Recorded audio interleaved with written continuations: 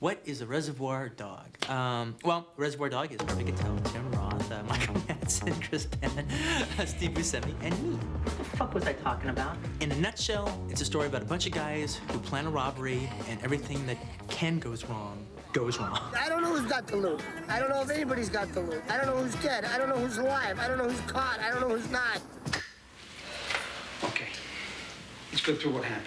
Yeah, I worked in a video store in Manhattan Beach, California for many years. You know, since I couldn't get anything sold as a writer and couldn't get any money made to direct any films. That was like that store was like my one source of artistic expression. You know, buying the right films, recommending the films. You know, I even used to have these little mini film festivals in the store because, you know, like I had like the shelf. You know, not a shelf, like a few shelves, all right, that were mine. And every week, what I would do is I would do like a new theme. I did my own little heist film section. And I remember like looking, I'd seen most of these before, but I remember like looking at them all up on the shelf. And I remember thinking to myself, God, you know, they haven't done a heist film in a long time. I'd like to see one of those again. This is a really cool genre, you know? And so, so that put the germ in my head, you know, so then later I wrote one. Are you gonna bark all day, little doggy? Or are you gonna bite? What was that? Harvey Keitel got involved in the movie by the fact that he'd always been like my favorite actor. I mean, ever since I've seen him in Taxi Driver and The Duelist and Mother Jugs and Speed and all those movies, I've just been a big fan of his. And it was a dream, you know, to be able to work with him sometime. Can't work with a psychopath. Because you don't know what those sick assholes are going to do next. My producer, Lawrence Bender, is a good friend of mine. What happened was he was taking an acting class. His acting teacher's wife is an actress who knows Harvey in the actor's studio. So Lawrence got the script to his acting teacher. His acting teacher read it and liked it and gave it to his wife. His wife read it and liked it, and she put it in Harvey's hands at the actor's studio. 3 days later, you know, Harvey calls me on the phone and says, "Hi, is this Quentin Tarantino? I'm Harvey Keitel, and I want you to know I think the script is magnificent. It's absolutely magnificent. I would like to be part of it. I really would. I'd like to even help produce it if I possibly could, you know." And it was like, what, Harvey Keitel? He came aboard and just kind of like, you know, helped us out. He lent his name to the film, which basically made me and Lawrence filmmakers, as opposed to just a couple of knuckleheads walking around with a script in our hands. You know, we became legitimate. You know, we'd walk into people's offices and say, well, we have Harvey Keitel attached. That didn't necessarily mean they were saying, well, here's all the money you want.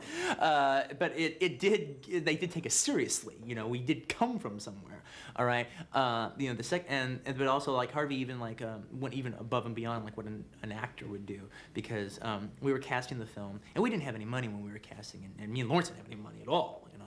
And so what happened was, you know, Harvey goes, you know, I think you guys really owe it to yourself, you know, to go to New York and do a little bit of casting there, because some very fine actors out there, and you're not getting to see them just staying in LA, you know.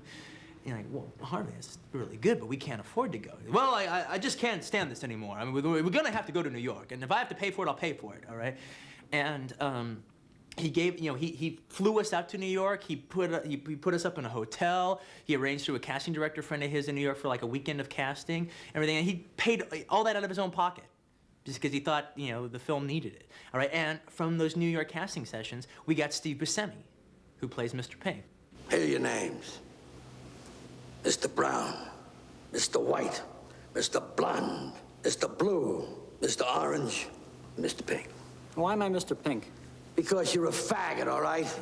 Tim came in, and Tim didn't read for the part. Everybody else read, all right, except for Harvey. Harvey didn't read, you know. But everyone else came in and read and won the part. Tim came in, and he sat down and just, you know, football jersey and torn jeans, you know, cigarette. Oh, like play Mr. Orange, you know, I think he's pretty good, you know. And I was like, wow, that's a neat idea and everything. But like he looked so much. He was just so perfect. His body language, everything was just so perfect. And so, you know, I just ended up casting him. I got all my shit laid out in $60 bags. They don't want $60 worth. They want $10 worth. And break it up is a major fucking pain in the ass. I don't even know what $10 worth looks like. S.K. Billy's super sound of the 70s weekend just keeps on trucking. And so I came up with the idea that the movie, since it takes place in the course of a very short time period, that it takes place while they're having a super 70s weekend. So they're playing all the 70s music. You ever listen to K. Billy's Super sounds of the 70s. It kind of lightens it up a little bit, kind of gives it a little bit of a, you know, a jab, a little wink, and it's kind of cool. It makes it kind of fun, all right?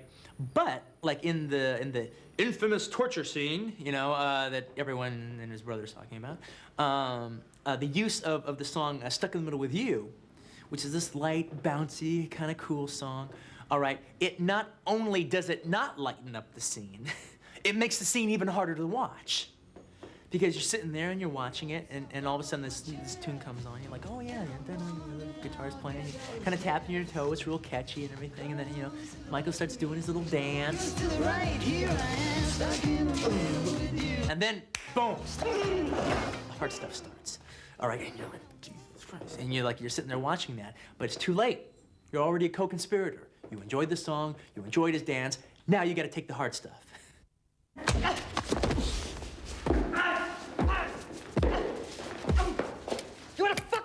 I'll show you who you're fucking with. To me, this whole argument about violence and stuff, to me, violence is a purely aesthetic thing. It has nothing political, there's no morality involved, it's purely aesthetic. Me saying that I like violent movies is like you saying you like musicals, or you saying you like slapstick, all right? If you say I don't like slapstick films, and I make the greatest slapstick comedy made since The General, you aren't gonna like it. No matter what I do and how brilliant it is, you aren't gonna like my movie, all right? Because you don't like slapstick comedy. Well, that's fine, but that doesn't mean I should make slapstick. You know, so it's like, you know, it's the thing is, you know, if like, whoa, oh my God, this guy's made a musical. Now everyone's gonna go out and make musicals and the songs will be bad, you know? Well, they might be, don't go see them. I mean, to me, it's purely aesthetic.